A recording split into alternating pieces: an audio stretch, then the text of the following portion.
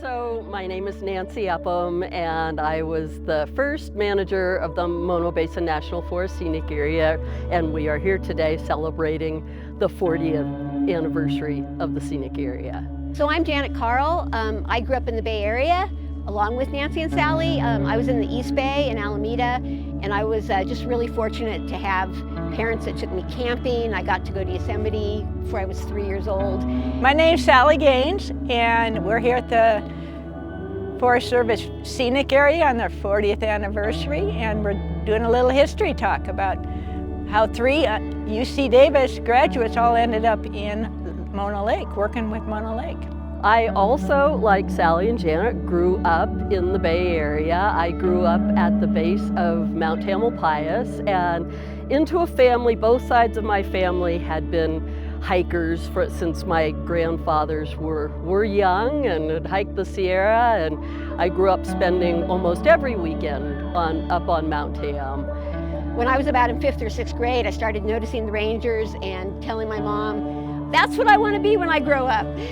So it was definitely, the seed was planted early, and my folks both went to Cal Berkeley, and it was just, I didn't really want to stay home and go to Berkeley, so Davis was a good choice. So I grew up in Menlo Park down south of San Francisco Peninsula, and was kind of an outdoor kid because there was lots of open space around when I was a kid. And so I got interested in science and was good at science during high school. So I applied to UC Davis and got in. So I put in applications to the Park Service, Forest Service, and state parks, and landed my first job with the Forest Service. And as Janet was alluding to, women in these agencies were pretty brand new at that time. The first woman state park ranger got hired in 1972 when I was a sophomore in college.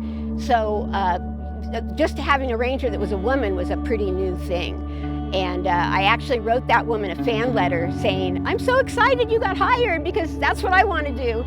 And she actually answered me, which was great. I got involved with Mono Lake because at UC Davis I met a graduate student named David Gaines, and he knew something was happening at Mono Lake with the lake shrinking due to water diversions, but that the lake had a lot of birds, and that's about how much was known about Mono Lake back then in the mid-70s. So we came over here, and a group of undergraduates from Stanford and UC Davis and a couple other colleges won a National Science Foundation grant to come and study the lake the summer of 1976. When the opportunity came up at Mono Lake, it was like, wow, let's try. That is such a fantastic place. And Dave and I applied as a job share, which means we shared the one ranger position that was created for the park. So that had really never been done much in California state parks. We were the first married couple to ever do such a thing in the state. So for Mono Lake, it was perfect because we brought two skill sets. We were out here a long ways from supervision, at a brand new park, trying to figure out what to do. And Dave was good at putting in signs, and I was good at leading nature walks, and we kind of were able to throw in all of our skill sets together.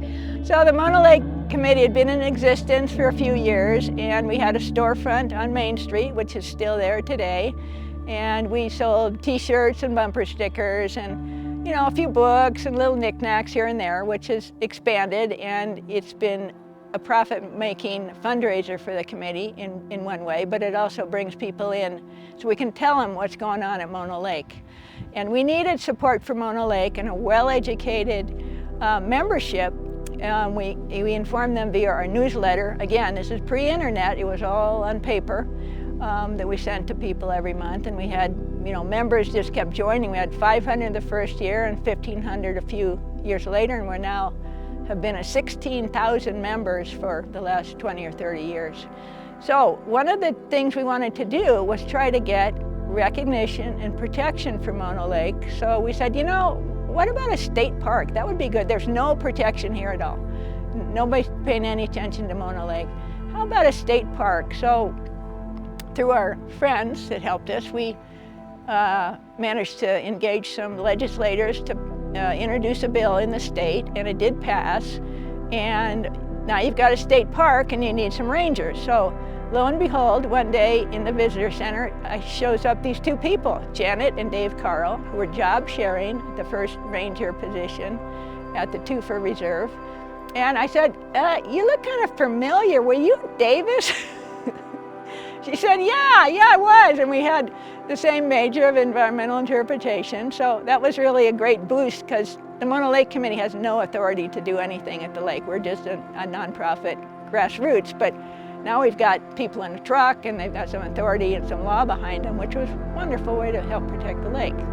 So we came in the spring of 1982, and I was pregnant when we showed up. So our first child was born at Christmas of 1982. And little did we know that 82-83 was going to be the winter of the century. Almost 3 times the normal snowfall. So that was exciting to learn all about snow and how to deal with it. But it brought the lake up from a very low level and gave us all a little time for the Mono Lake story to continue, and all the lawyers and the hearings and everything to happen when the lake was a little bit more out of the danger zone. So, and this other person shows up and said, hi, I'm Nancy Upham. I'm the new ranger for the scenic area. And we're like, well, wait, you look a little familiar too. Did you go to Davis? She goes, yeah. So anyway, all 3 of us had our kids about in the same time period, and we raised our kids and worked on the Mono Lake issue. And there was just great times together doing folk dancing and playing music down on Levining Creek and potluck dinners. And, you know, Janet talked about we were all raising our kids here. This is a pretty amazing community, and it was a pretty amazing community to have my kids here and in their early lives before we moved to Bishop in 1992. So I was here for 8 years, and then I was the public affairs officer for the Inyo National Forest for the next 20 years of my career, which allowed me, since I was also kind of the chief of interpretation for the Inyo National Forest, it did allow me to remain involved in all of the visitor centers on the Inyo National Forest, including the one here at Mono Lake. And so that was a pretty great opportunity. And I do have one interesting story talking about us all having kids at this particular time. And so there was an engineer, Melissa Tothero, who worked for the Forest Service, and she had just had kids, and we were working on the design of this building. And so as we're designing the bathrooms, and we put in a baby changing table in the handicap stall in the women's, and we were like, we're putting one in the men's restrooms. And we are talking about, we're going back to, you know, early 90s here. We thought that was pretty damn smart. Let's put changing tables in the men's restrooms too. So Nancy showed up in 1985 as the scenic area director, and the Forest Service and State Parks, after 3 years of us here by ourselves, we worked together. 2 agencies really were able to get a lot more done. In 1985, got this job as the first manager of the Mono Basin National Forest Scenic Area, and ended up moving to Mono Lake. Definitely had its challenges, you know, as Janet alluded to, grazing, hunting, a variety of uses, off-roading, snowmobiling, that the local public was just very, very used to here.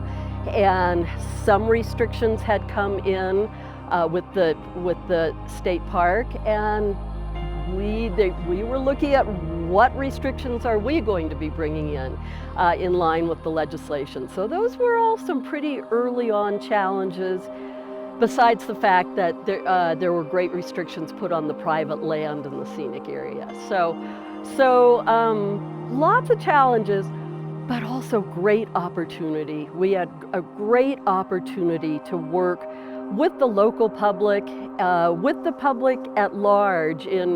In the cities of California, we went and held public meetings to find out, what did people want this National Scenic Area to be? They realized how much would be lost if Mono Lake dried up completely and looked like Owens Lake. And that was our example to motivate us to do something about trying to save Mono Lake. So we tried to interest the major conservation groups, Sierra Club, Audubon, etc. And it was drought years, so it was really hard to work on a water issue during those years. And they're like, well, we're kind of interested, but it doesn't seem like a very good year to push LA to give us more water. So we're like, yeah, we're gonna have to start our own research, our own nonprofit group. And so we got a book from Nolo Press. That was how you learned things in the old days before there was internet. And managed to fill out most of the papers. And the legal firm of Morrison and Forrester in San Francisco helped us fill out the forms because they also were working on this idea of perhaps using the public trust doctrine for the state of California might be a way to get water into the lake. So we had lawyers doing some pro bono work, and we latched onto them, and they were a big help. And basically all the way along there was just people helping us every step of the way. Legislation, we didn't know anything about lobbying, we're a bunch of biologists. As we first looked at it, we were not to address water in any way, shape, or form as to impacts on the resources of a lowering lake. And that was hugely challenging as we started to work on, we the Forest Service, this comprehensive management plan, which was based on an environmental impact statement.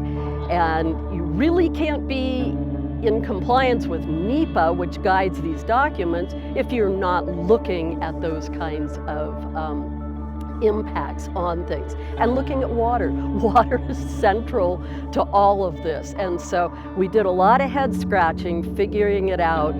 And it's kind of a long and involved story, but eventually we did have our attorneys for the Forest Service supporting that position of our involvement in the water issue.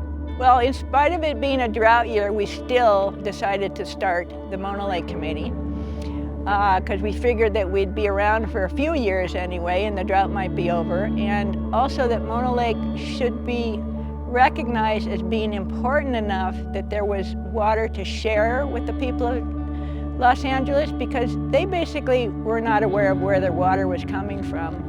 And Dave Gaines always used to say, if I could bring every one of the people in Los Angeles up to Mono Lake and they could see what's here, they would be willing to conserve water. And conserved water was one of the solutions we offered. We didn't just say, we need more water in the lake, you guys figure it out. We said, figured out all the numbers for how much water could be saved per person by doing some simple conservation. There were no trails, there was no boardwalks, there was no visitor center, there were barely any roads, a few dirt roads from the Navy. So it was really an exciting time. I give the Mono Lake Committee a lot of credit for bringing this state and national attention to Mono Lake, because like Sally said, nobody knew what Mono Lake was. I mean, the Navy was exploding bombs in the lake in 1962 without any kind of environmental permits. And the Forest Service and state parks, after 3 years of us here by ourselves, we worked together. Two agencies really were able to get a lot more done. This beautiful visitor center building got built. And, you know, we had a long career of working together. And I will never forget the day I walked into the Mono Lake Committee and saw Sally. I mean, it just brought tears to my eyes to see her there and know that they had started to create, they had made our job happen. And we got to work together after knowing each other at school. And then to have Nancy on top of it, you know, we were really kind of a dynamic trio, I think. And to be here at the very beginning of bringing recognition to Mono Lake, and really international recognition, and to see how it's grown from those early days. Here we are celebrating 40 years of the scenic area. We have international Fowler rope relationships. We have researchers doing all kinds of different things. We have a really strong volunteer program, over 100 people. We have trails, we have restrooms, we have signs, we have handicapped access, we have films. And we were looking at this challenge of, bringing more people into the area. You go back to the motivation of why the Mono Lake Committee wanted these designations in the first place. It was to get more people to know about Mono Lake by putting these designations on them. And that brings about people. You label that on a map and they're going to come, and they were coming on a global basis. How do you protect the resources as you're attracting more and more people to build that constituency to be advocates? So it was a great balancing act. We learned a lot, I think, in those early years. You know, there's so much we just take as a given at this moment in time, that we have a visitor center, you know, and we have trails. And so when we go back to where we were, you know, it was basically the Wild West. We had a fireworks show right down here below us that you can see in the background behind me. That part of the lake, there was a big fireworks show every year. People had ground fires. They blew up diesel bombs. It was a big fireworks show. You know, we had sheep grazing around the lake. There was just a lot of things that we had to gradually kind of, you know, rein in, try to think about the resource, try to think about the best way to manage it, have the best management for the most amount of people.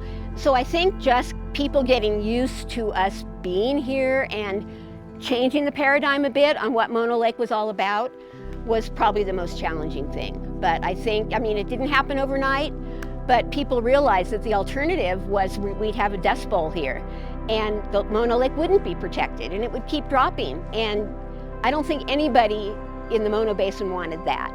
So they understood the big picture, that to have protection, you know, we needed to have some rules and, you know, some organization and some management. You know, in these ways, our relationships, our professional relationships, just grew and grew and grew as we faced these challenges together, and turned into lifelong friendships. Our kids are still involved in Mono Lake, and we're still involved in Mono Lake, and it just kind of went on and on. So it's all been a very good success story, and we're really proud of what we've accomplished.